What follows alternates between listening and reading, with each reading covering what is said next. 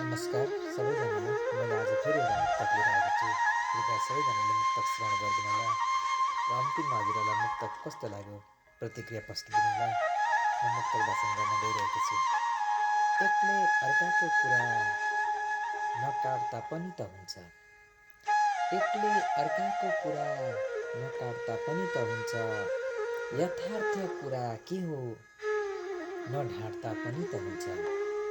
एकले अर्काको कुरा नकाट्दा पनि त हुन्छ। कोही सात पुस्ताको लागि